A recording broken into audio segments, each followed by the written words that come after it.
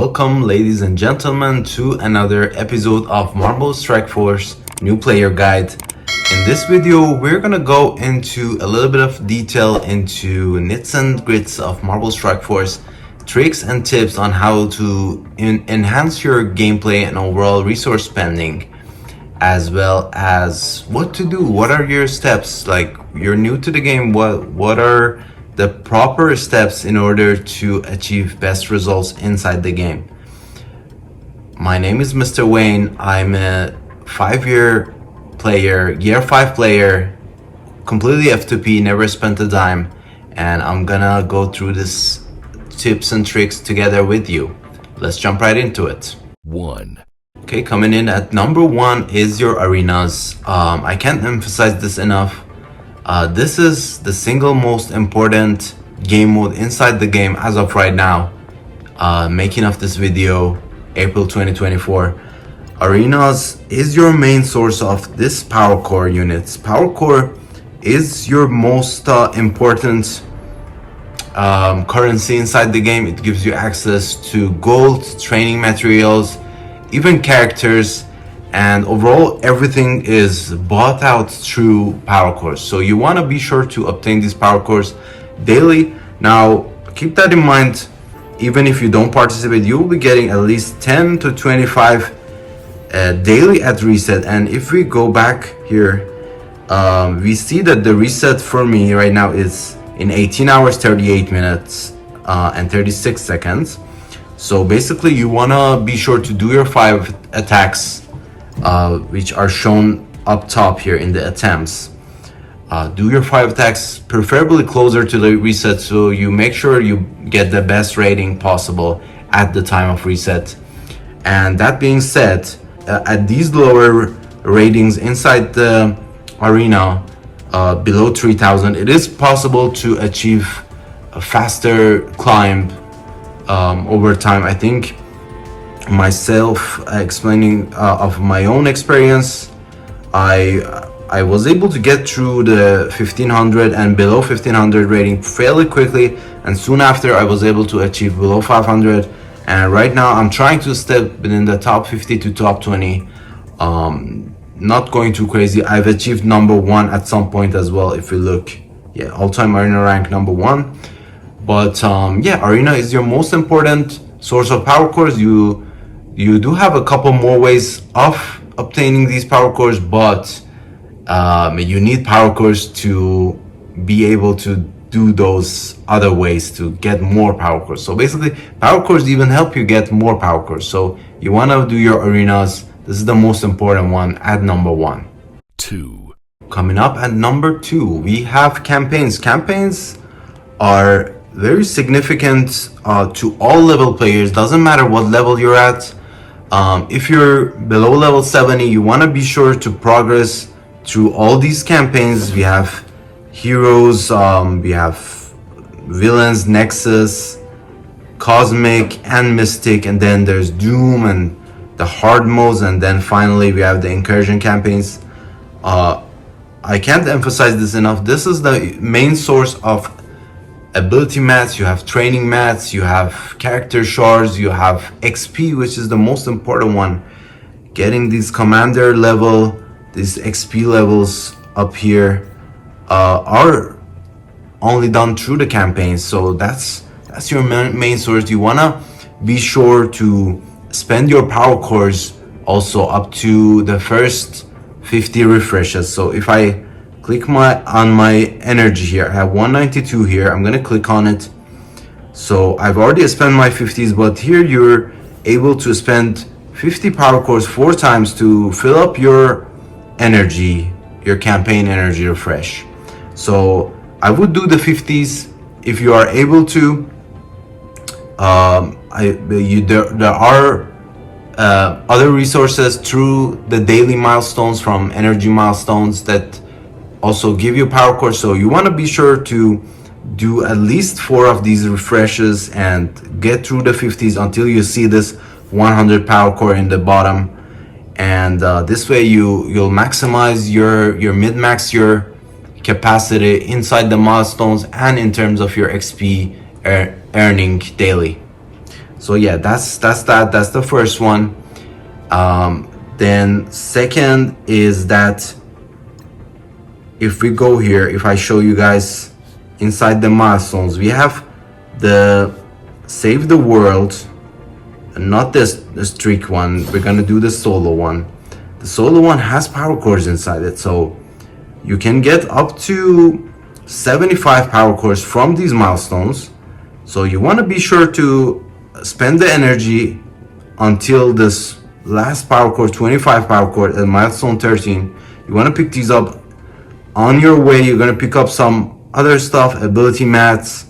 So this is something also you need to be doing daily, getting through your campaigns, farming what's most important for your gameplay, including character shards, which are available within the hard nodes in campaigns.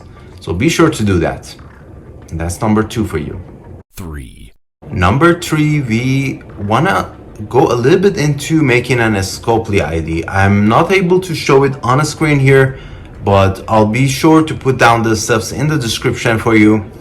Scopely ID helps you achieve a couple of things. Access to free stuff, including power cores, energy, ISO energy, campaign energy, and ISO energy. So you wanna be sure, if we click on the little gear symbol in the corner, the options menu, you have sign in with Scopely here. So you wanna be sure to sign up with like a random email ID that you don't need or use for doing this kind of stuff, like signing up for stuff that you don't want to do with your main email. So you want to be sure to sign up for that.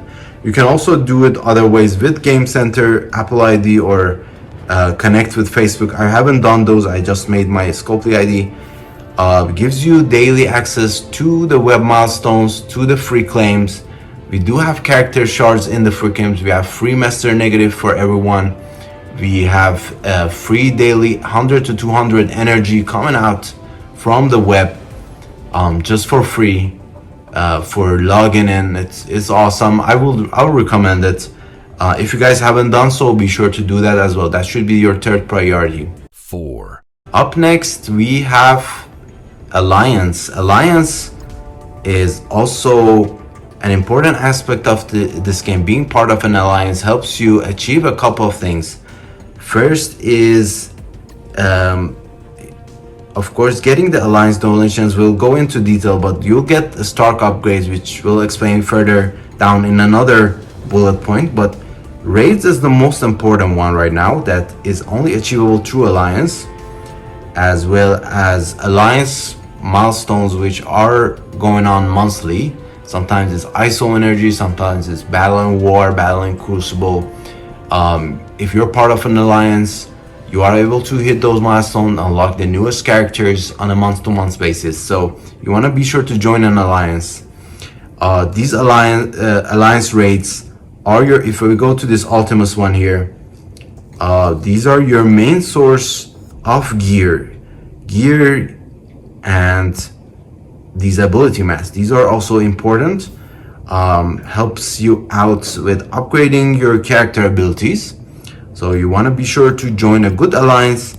There's a couple of ways to do it. If you have a Scopely ID, it's easy. You just check a box inside the web that you're available to join an alliance, or you're actively looking for an alliance, and other captains will reach out to you and invite you to join their alliance.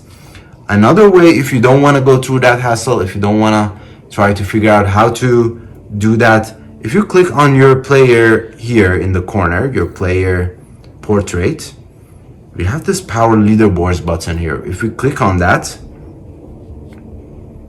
power leaderboards allow you to find, so if we can look at the top 100 here. Of course, these are the top players globally. If we click find me, based on I've set it based on collection power. You can set it up on the strongest alliance or strongest teams as well, but if you can see yourself and people similar to your TCP. Now I see some names, I just like click one of them. So this guy, for example, He was online 14 minutes ago, so he's usually online prop, I'm assuming. And you can see here he is in an alliance called Tverian Diplomats, and I'm assuming they're a Platinum Alliance. There's a request to join button. When the request to join button is available, it means that they are a alliance that have free spots, like they have empty spots that they need to fill up. So if you request it and this guy is the captain, he will approve, he will look at your profile and approve you potentially, and you can join an alliance this way. There's also another option here inside the options menu.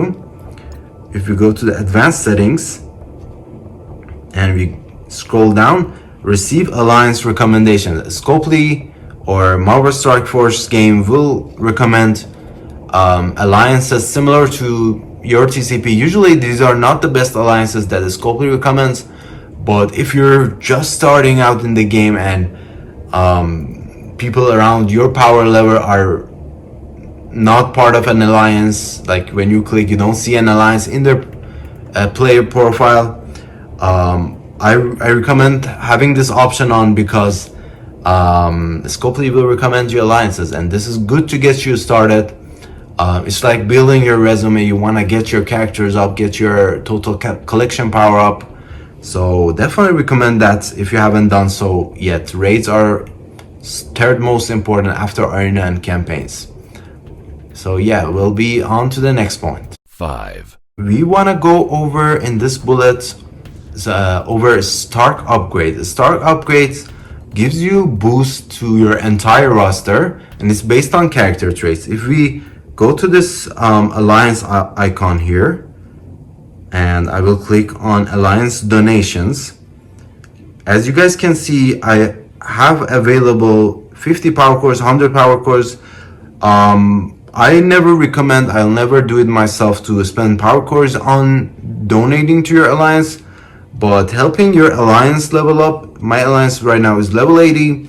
There's no further level available after level 80 for alliance levels, but you can donate 10k gold and you have 5 milestones that as an alliance you guys can hit, and you guys get these credits, alliance credits. I'm gonna go over what it entails, but if you get to this third milestone, you will get your 10k back. So 10k well spent, you get some rewards, you get your 10k back.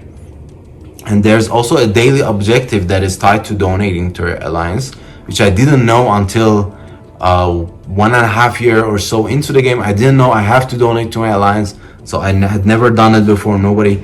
So you guys can potentially even earn more gold as you guys hit the, normally hitting the last 4th and 5th milestone are not that easy if you're not your entire alliance is contributing or active every day.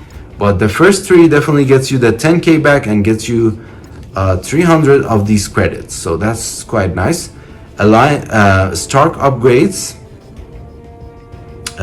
here in this same alliance donation page, as you guys can see, there's a Stark Tech option. I'm gonna click it.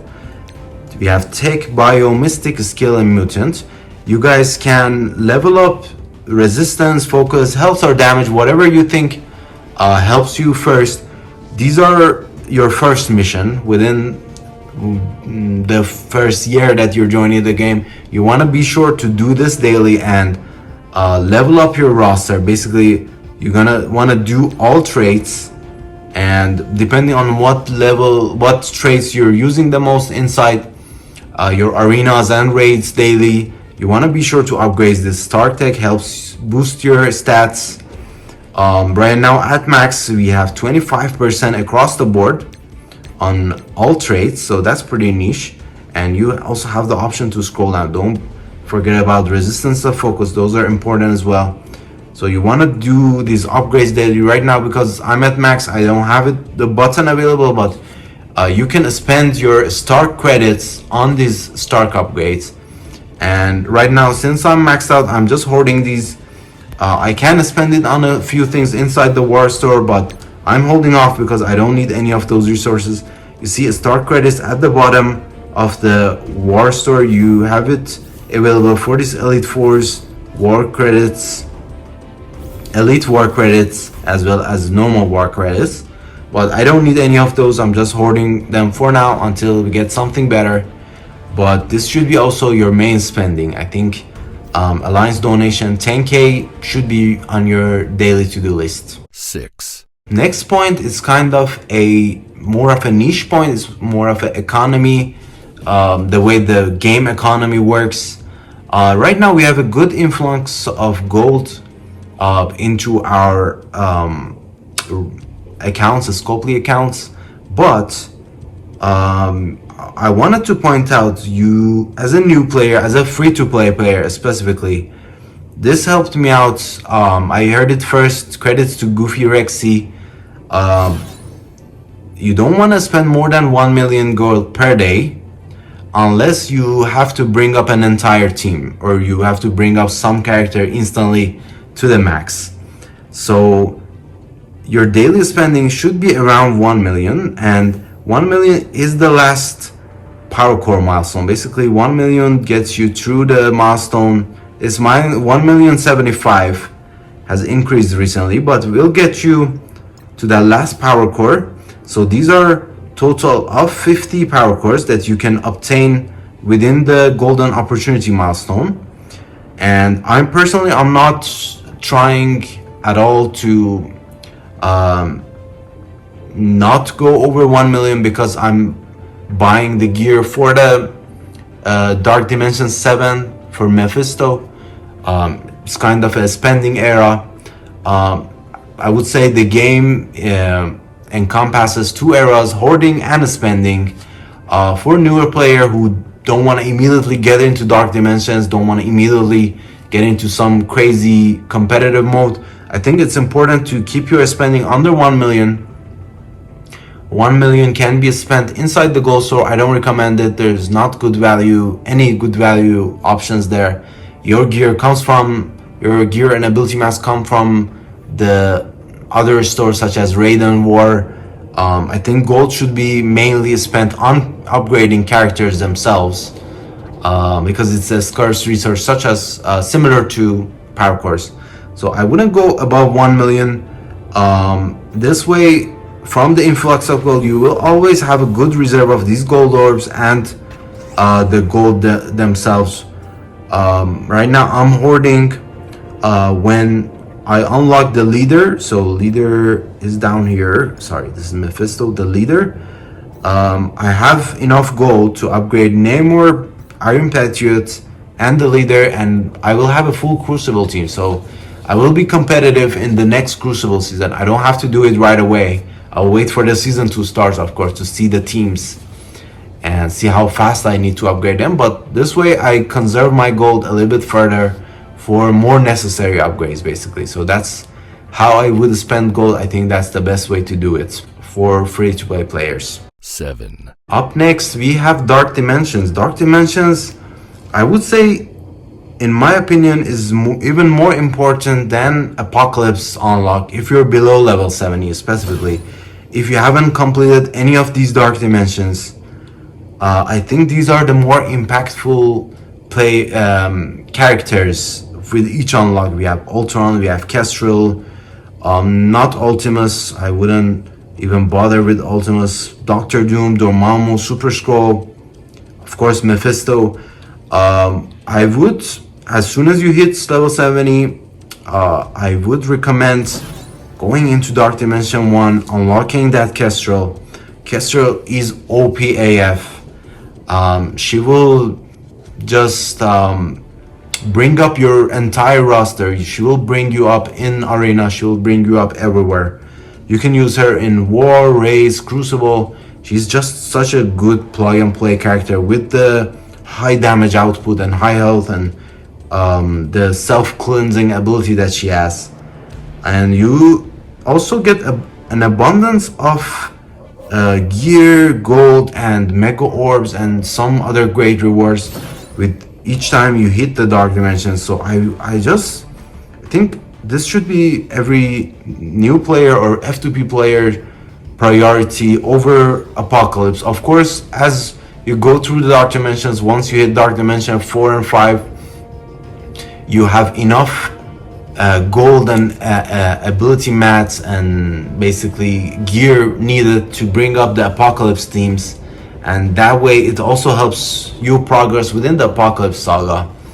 We're not going to go too much into detail on what each dark dimension gives out, but Kestrel is definitely game changing for your roster. We have Dormammu and Doom also game changing, and as soon as you can, definitely be sure to unlock Super Skull. Definitely all characters that are still to the date, powerful, and will just help you out everywhere. I would put them above Apocalypse. If you haven't decided which one you want to go first, you want to go for Dark Dimension or Apocalypse first. Definitely overall great characters. They're never getting old. They will keep their value and stand to the test of time, for sure. 8. Up next, I want to talk about equipping gear on a character as well as leveling a character. These are two different things. Every character you can train here. If we look at the train button, you can actually bring them up to your commander level. So you can bring them up, and once you've done that, you have the upgrade button in the middle. So for example, I brought Starbrand to level 62, and this is basically based off gold and these training mats that I'm spending. So I brought him to level 62, and this upgrade button allows you to increase their gear level, which will change their stats significantly. So this will be a variety of gear that you're spending. Also, for characters that you don't have the full circuit completed out yet, you have the option to equip this gear. Like it has the craft button here. If I click it, it will equip this piece, and I will get extra 1500 health, 130 damage. While this is good, it will increase my character stats. I don't want to do it. And the answer to, if you're asking why, is that I don't want to commit to equipping one piece and spending this valuable gears to just one, for just a few increases in the stats. I think just waiting out to get the full upgrade button, like have the full next gear tier available at your disposal, it's better to equip it than to do it partially. It has happened to me before. Same goes with leveling. Like I have characters, if I want to show you guys, like I had this shield trooper, which back in the day I was using in Heroes campaign. I didn't have any other characters, so I had to use her. I equipped this one piece here. Now these blue pieces are not as important as it used to be for me, but as a new player, these are important materials that you need. And if you're equipping one piece and you're not equipping the rest, you're basically wasting the gear and the gold. Also, you need gear and gold to be able to equip this. So you're basically wasting this gear, which you could be spending on a better character. Now I spent it on a minion, I regret it. Don't need the blue gear anymore, but if I could take the gold back, I would. But once you equip it, you committed to it, you either have to go all the way or you just leave it and it's already wasted. So yeah, you don't want to do that. Same goes with leveling. Like for example, I want to show you guys, I have Korath at level 25, around 100k, I think, something like that. Gold is spent to get him to level, or I have this minion at level 35, which I never actually geared up. We have level tier 6 available. I never geared him, and I regret. If I could just bring him back to level 1, I would, but I can't. And this is why you guys want to be more conservative with your level upgrades. So I brought him to level 35, and I even equipped 2 pieces here. This is a great example of how you should not be doing it. And I never used the character anywhere, period. I guess I was using him to some extent inside some campaigns. I'm not sure, maybe there was something that required Hydra. There are better characters now, of course. So yeah, you might equip some pieces, then there's another great Hydra character or shield character drops, and you like to upgrade the newer one better. The old one doesn't have the stats anymore. Usually the newer characters that drop have more powerful stats than the older ones, and this way you already wasted the gear. There's no going back once you equip it. You want to wait up until the moment that you want to actually use the character and then equip the pieces, or you want to wait and level up your character exactly when you need them to be leveled. Like, I want to do an arena battle right after this video, so I'm going to actually bring up my guy to level 100. Black Knight, pretty powerful, newest member of the Out of Time team. Arena and War viable as well as Crucible, every game mode basically. He's OP. But yeah, this is a point that I want you guys to practice before it's too late. Don't waste resources. Be more conservative if you're free to play specifically. 9. And last point, but not the least, is your core spending. Again, going back to the first point, we started with power cores, we'll end with power cores. The single most important and most significant currency in the game, power cores, and arena is the main way to obtain these power cores. So it's important how you are spending them.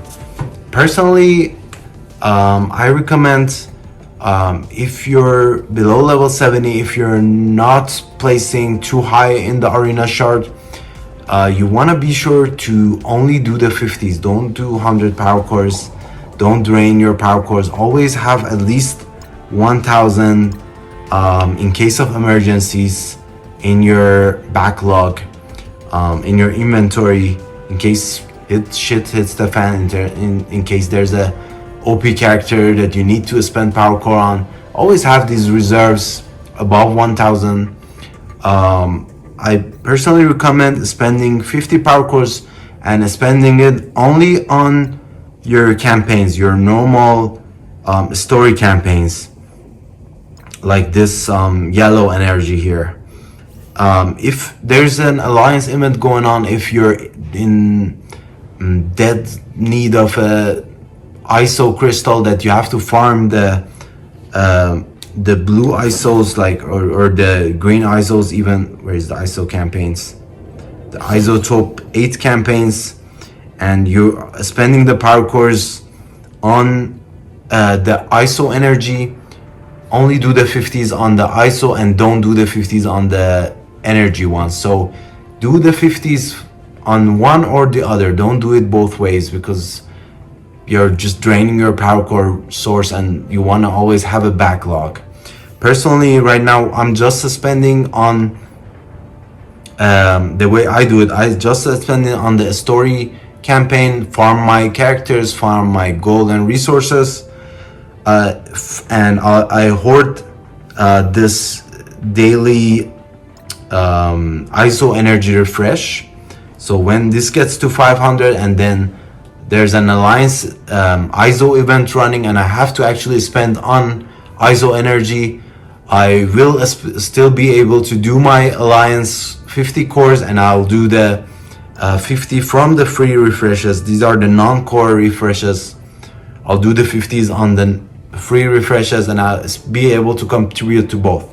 Now, if you guys have difficulty hoarding both, spend 50 on one at a time. And if you're doing ISO, don't do the story one, hold off on the story. If you're doing the story, don't do the ISO one, hoard the ISO one. So yeah, that's the way I would do it.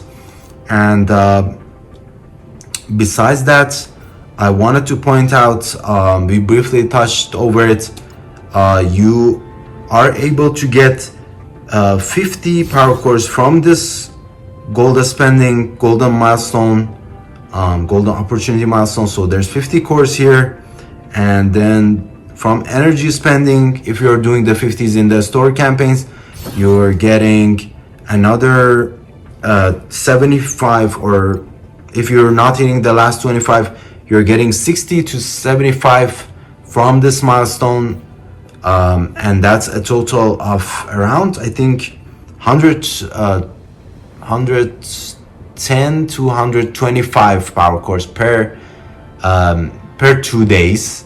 So that's one way that you're earning power cores, and then you also earn it from the rewards here. Now, if you're below 1500, you're getting 40 per day, which is not bad, but it should be improved. If you're placing above 1500, you're in a better shape. 1500, I think it's a significant milestone. If you're hitting it, I think you should even aim higher. Why not? If you're below 1500, definitely shoot for that 1500. Definitely try to climb up daily, and once you've done that, you're getting 60 here daily. You're getting another 125 per 2 day from the spending milestone gold and energy. So that will basically refill your power core drainage. You're spending whatever you're spending, you're getting it back. So I think it's the best way to do it. And having a backlog of 1000, I recommend it, no less. And if more, the more the merrier, why not? And yeah, that sums it up for this video. I appreciate you guys. If you stayed in, if you enjoy my beginner's guides, speaking of the beginner's guide, I look like a noob myself without the beard. I apologize if my look is disturbing. This is the best that I can do at the moment with the possible face that I have. But I appreciate you guys. If you stayed in, if you are happy with the video, if you'd like to see more content like this, feel free to drop a like and a subscribe and share it with your friends and alliance mates, and I will keep putting out these videos. I appreciate you guys, and see you on the next one.